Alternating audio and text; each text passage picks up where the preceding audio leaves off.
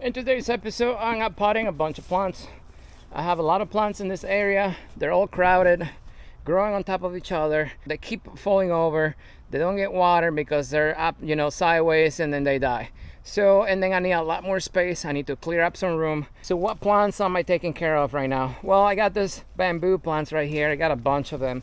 I got some Buddha belly here, striped Buddha bellies. I got sea breeze. I have golden Hawaiian, monasteries, and what else? I have a few black bamboo in here, the Timor black. What else do I have in this area? I got some giant Burma that I need to pot, and yeah, so I'm just trying to clear this area right here. So we're concentrating on the biggest trees, especially the ones that rooted themselves into the soil. So these are just some of them right here. And how you can tell when they need to be potted? Well, for one, they're gonna start growing super huge because, well, they're rooting in the ground. And then second, they start getting crowded in the containers and they keep falling over, like this big one right here. And so what we're doing is we're splitting them. So we take the root balls out. A lot of them are so tight in the containers that I cannot even pull them out. So I'm having to cut the containers, and I don't like doing that because, well, I'm wasting containers. And then these things right here, when you buy a lot of them, they get expensive. But you can see this bamboo right here. This is a sea breeze bamboo. You can see it's extremely root bound. And then when we do this to propagate plants, especially when they're like this, we just split them. We get a saw,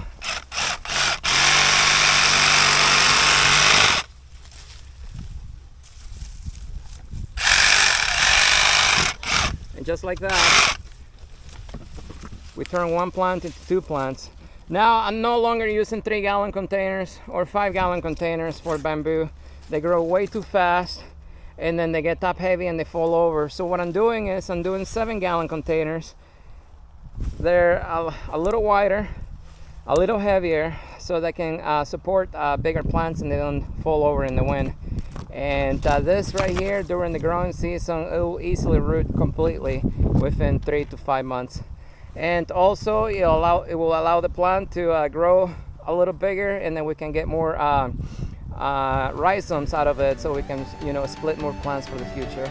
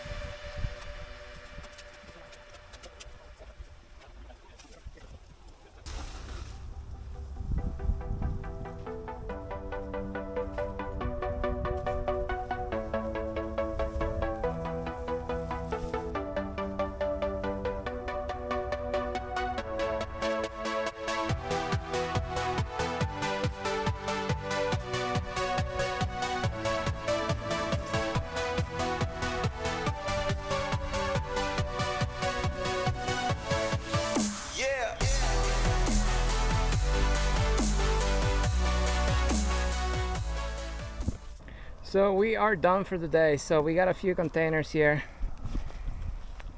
We got done with some Buddha bellies, green and striped. I also have some giant Burmese or Burma. I got some green asper. Actually, I got a video on that one if you want to check it out. All hammy. I got a video on all hammy as well right here. And then I got tons of sea breeze bamboo, which I need to make a video about. But yeah, so now what we're doing is we need to set up the irrigation, because this stuff needs to get water automatically, otherwise all this, it's a waste of time. So let's get that done. All right, go ahead.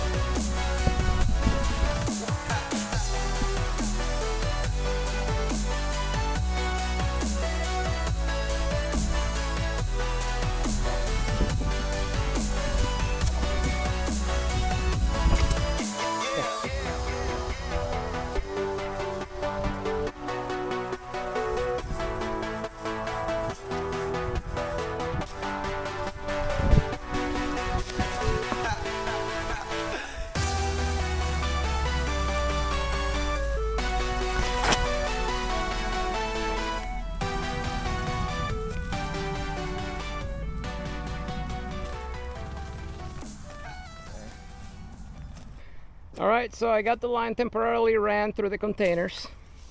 That's step number one.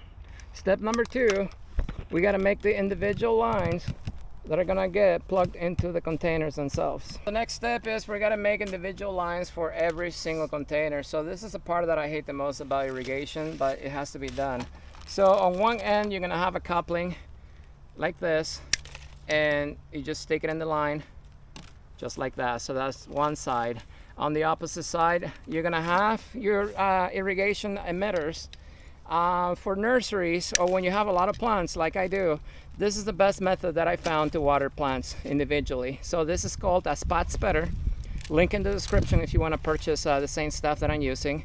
And the way this works is it has a groove right in the middle. The water comes down, so you stick it in the hose like this in the little line, and the water comes down and then it shoots 90-degree angle. So they come in different sizes, but the gray one is the one that I use for all my plants.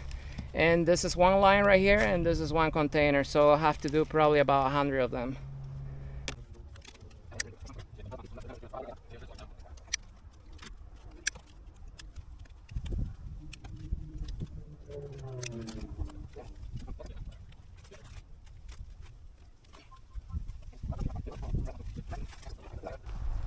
Alright, so the next step is, for right now, I'm just going to leave the line laying like that, but eventually I'm going to have posts right here every 10 feet, and then I'm going to have a cable running across the middle, and then I'm going to be suspending the line above the ground. And the reason why is because critters chew the lines, and then it's just a pain in the butt to do maintenance.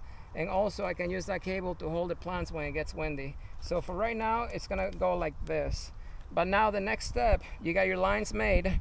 Then you get a hole puncher like this, and then you go to your irrigation line, and then I'm gonna make the holes on the bottom.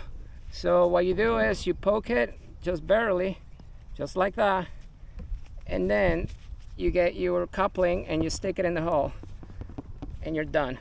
So that's one, and then this line gets stuck in your container, just like this. So when the water comes on, it will shoot that way and get the root ball wet. Now I got to do all these containers right here.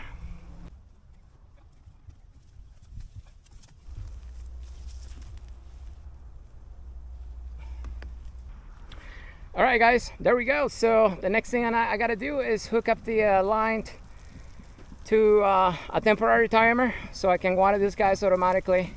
But for right now, since I need a special fitting, to hook it up to my timer, I'm gonna have to hang water this guys. So anyways, guys, if you liked the video, don't forget to like it. Any comments, comment below, and as always, I'll see you next time.